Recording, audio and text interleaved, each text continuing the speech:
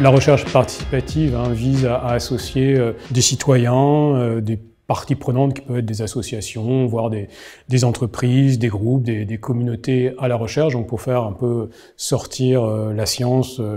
ou les sciences des laboratoires, donc associer toutes ces parties prenantes au sens large du terme à des dynamiques de recherche de différents degrés.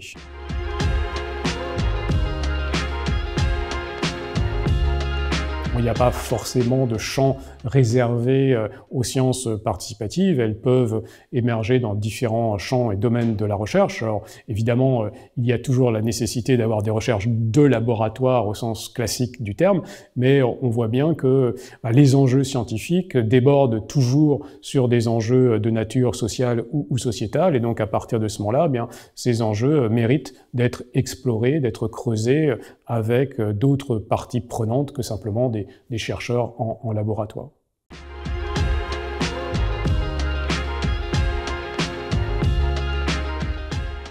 On peut donner, pour rendre ça un peu plus concret, un exemple assez simple, qui est celui de la démarche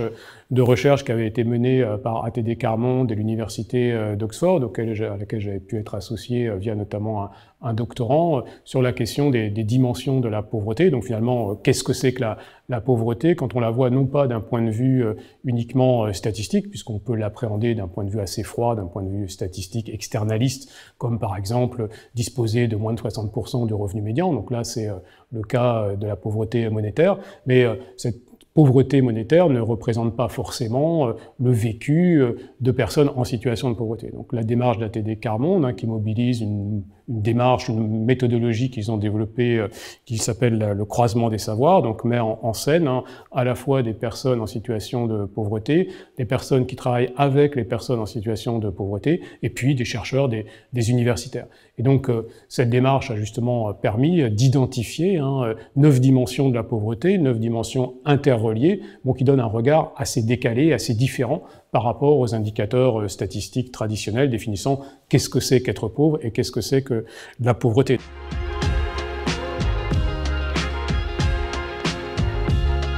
Deux programmes, de projets de l'ADEME reprennent un peu ces logiques de recherche participative. Donc on peut citer le programme COPTER,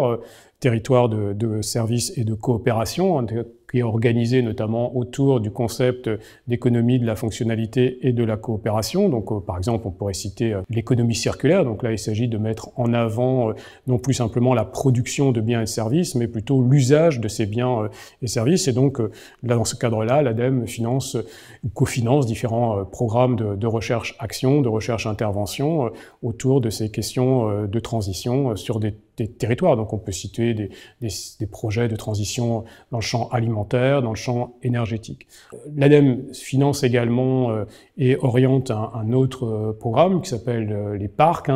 programme d'action de recherche concertée, donc qui associe là aussi des communautés de recherche, alors pas forcément en utilisant le référentiel de l'économie de la fonctionnalité et de la coopération, mais de façon beaucoup plus large, autour toujours d'enjeux de résilience territoriale, de gouvernance de ces territoires, de questions comme celle des communs qui émergent beaucoup aujourd'hui et qui est une question que se posent à la fois les chercheurs et des acteurs de terrain, comment gouverner de façon collective des ressources communes, ressources matérielles ou immatérielles, comment les mettre en commun, comment associer, par exemple, dans une même gouvernance, des associations, des citoyens, des collectivités territoriales.